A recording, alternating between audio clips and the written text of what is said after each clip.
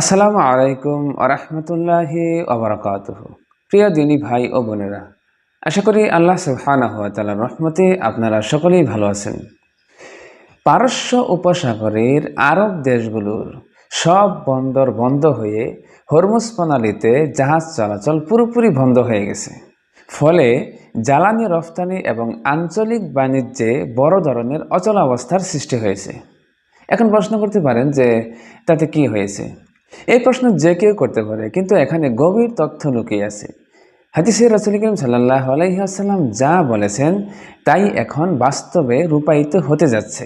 যে হরমুজ প্রণালীতে জাহাজ চলাচল পুরোপুরি বন্ধ হয়ে যাচ্ছে, বাণিজ্য সব বন্ধ হয়ে যাচ্ছে, এই বিষয়গুলো কিন্তু হাদিসের মধ্যে ভবিষ্যৎবাণী রয়েছে। তাই এই বিষয়গুলোর অনেক গুরুত্ব রয়েছে। আর এই বিষয়টি নিয়ে আজকে আলোচনা। আর এই বিষয়টি ইরানের বার্তা সংস্থা তাসনিম নিউজ নিশ্চিত করেছে। পরিসংখ্যান অনুযায়ী প্রতিদিন গড়ে 110টি অপরিশোধিত তেল, গ্যাস ও জ্বালানি তেলবাহী জাহাজ পারস্য উপসাগর থেকে বের হয়ে হরমুজ প্রণালী পার হতো। কিন্তু বর্তমানে এই সংখ্যা শূন্য এসে ঠেকেছে, অর্থাৎ এই পথ দিয়ে কোনো জাহাজই আর যাতায়াত করছে না। ফলে পুরো অঞ্চলের জ্বালানি সরবরাহ ও রফতানি ব্যবস্থা বড় ধরনের সংকটে পড়েছে।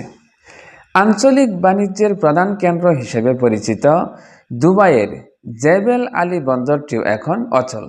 এই বন্দর দিয়ে বছরে 1,20,00,000-এরও বেশি কন্টেইনার আমদানি রফতানি হতো, যা এই অঞ্চলের অন্য বন্দরগুলোর অর্থনীতিকেও সচল রাখত। জবেল আলী বন্দর অচল হয়ে পড়ায় এর প্রভাব অন্য দেশগুলোর উপরে ছড়িয়ে পড়েছে।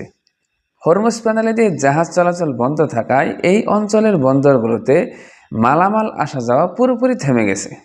এই যে বিশ্ব পরিস্থিতির এই বিষয়গুলোর সাথে হাদিসের গভীর সম্পর্ক রয়েছে, কারণ রাসূল করিম সাল্লাল্লাহু আলাইহি ওয়াসাল্লাম কিয়ামত পর্যন্ত যত ঘটনা সংঘটিত হবে শেষ জামানায়, এই বিষয়গুলো সব তিনি আলোচনা করে গেছেন। তাই হাদিসের সাথে এই বিষয়গুলোর অনেক গুরুত্ব রয়েছে, যে এই বিষয়গুলো সম্পর্কে আমাদের মুসলিমদের জ্ঞান থাকা অত্যন্ত অপরিহার্য একটি বিষয়। তাই আমরা এ সম্পর্কে অবশ্যই সচেতন থাকা। তো চলুন দেখি হাদিসের সাথে এই বিষয়টির কোন দিক থেকে মিল রয়েছে, আর ভবিষ্যৎবাণীটা কতটুকু বাস্তবায়িত হয়েছে আর কতটুকু বাকি আছে। হাদিসটি হল আসুনানুল ওয়ারিদাতু ফিল ফিতান গ্রন্থের 495 নং হাদিস। হযরত কাব রহমতুল্লাহ আলাইহি থেকে বর্ণিত, তিনি বলেন, অচিরেই পূর্ব দিকের সাগর শুকিয়ে যাবে এবং তাতে একটি নৌকাও চলাচল করবে না, আর এক জনপদের মানুষ আর এক জনপদে চলাচল করতে পারবে না। আর এমনটি হবে মহাযুদ্ধের সময়, আর সেটা হবে ইমাম মাহদী আলাইহিস সালামের প্রকাশের সময়। এখন দেখুন, এখানে হাদিসটিতে এই পূর্ব দিকের সাগর শুকিয়ে যাবে বলা হয়েছে।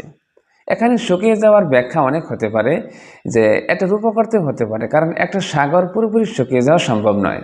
এখানে শুকিয়ে যাওয়ার ব্যাখ্যা এটা হতে পারে যে এই সাগরগুলো দিয়ে জাহাজ চলাচল, মানুষের যাতায়াত সম্পূর্ণ বন্ধ হয়ে যাবে। কারণ হাদিসের মধ্যে ইয়াজিহা শব্দ ব্যবহার করা হয়েছে। ইয়াজিহা শব্দের শাব্দিক অর্থ হচ্ছে শুকিয়ে যাওয়া, হটিয়ে দেওয়া, অপসারণ করা, দূরে রাখা, আর অনেকগুলো অর্থ রয়েছে। তো এই হাদিসটির মধ্যে এখানে শুকিয়ে যাওয়া অর্থ করেছেন, এর অন্য অর্থও হতে পারে। তার মানে এখানে সাগর শুকিয়ে যাওয়া বলতে এখান দিয়ে যাতায়াত ব্যবস্থা সম্পূর্ণ বন্ধ হয়ে যাবে, এদিকেই হাদিসটিতে ইঙ্গিত করা হয়েছে, যা বর্তমানে এই পরিস্থিতির সাথে এসে সম্পূর্ণ মিলে গেছে। দেখুন, 1400 বছর আগে হাদিসটিতে বলা হয়েছে যে এখানে একটা অচলাবস্থার সৃষ্টি হবে, মানে সব শুকিয়ে যাবে, যাতায়াত বন্ধ হয়ে যাবে। আর বর্তমানে এখন আমরা দেখতে পাচ্ছি এই অঞ্চলগুলোতে সমুদ্রপথে যাতায়াত সম্পূর্ণ বন্ধ হয়ে যাচ্ছে, ব্যবসা বাণিজ্য আস্তে আস্তে সব বন্ধ হয়ে যাচ্ছে।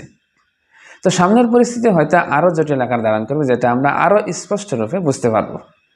তো দেখুন, শেষ জামানা বিষয়ক বিষয়গুলো কিন্তু একের পর এক ঘটতে আছে। আচ্ছা, তো সচেতন মুসলিম ভাই বোন যারা আছেন, তাদের উচিত হলো এই শেষ জামানা সম্পর্কিত হাদিসগুলোর প্রতি চোখ রাখা, নজর রাখা, আর বর্তমান বিশ্ব পরিস্থিতির দিকে আরও বেশি তীক্ষ্ণ নজর রাখা। কারণ এই সময়গুলোতে অনেক বড় বড় ঘটনা ঘটবে, যেগুলো ঘটলে পরে রাসূল করিম সাল্লাল্লাহু আলাইহি ওয়াসাল্লাম আমাদেরকে আগের সংবাদ দিয়েছেন, যাতে করে মুসলমানরা আমরা যেন আগের থেকেই প্রস্তুতি নিতে পারি এবং সেই অনুযায়ী যেন আমরা বাঁচার একটা পথ তৈরি করতে পারি। তো আল্লাহ সুবহানাহু ওয়া তাআলা যেন আমাদের সকলকে শেষ জামানার ফিতনা, ফাসাদ এবং বিপর্যয় থেকে রক্ষা করেন, হেফাজত করেন। তো আজকের মতো এখানেই শেষ করছি। সকলেই আল্লাহ সুবহানাহু ওয়া তাআলার রহমতে ভালো থাকবেন, সুস্থ থাকবেন। আসসালামু আলাইকুম ওয়া রাহমাতুল্লাহি ওয়া বারাকাতুহু।